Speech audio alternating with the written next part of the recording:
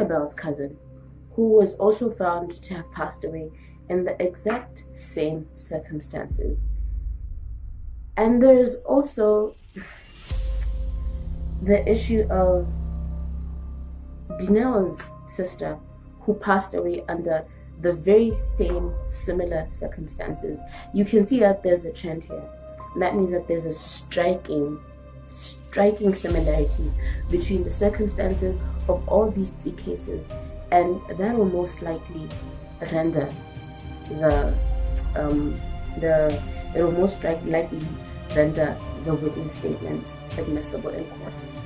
A typical example, if you take a case that happened in Botswana, we can talk about the case of Makhaya. In this case, this man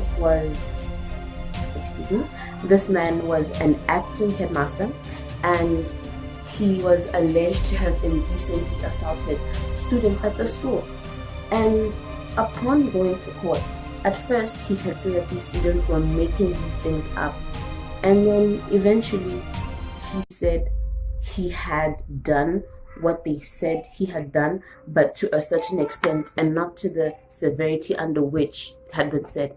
And what the court took into account is that even though these girls had given different descriptions of the experience, there was striking similarity between the different things that happened to them, in the sense that this man did indecently assault them, in the sense that he touched them and he fondled them, on top of bringing into account the evidence that was provided by two of the teachers who were there.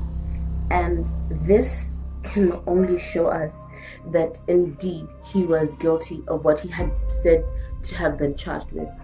And this, unfortunately, may not work for us in court, seeing as the circumstances are very, very similar.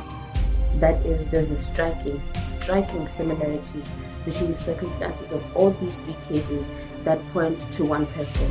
You were in a relationship with them at the time. They died under similar circumstances. The way in which they died was very similar.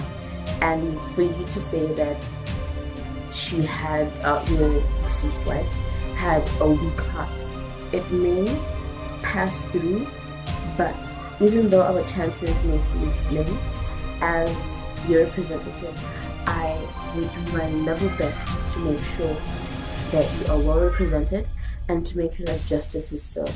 You are innocent until proven guilty, and we are after nothing but the truth.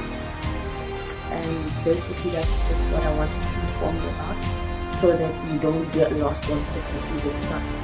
And basically that is it.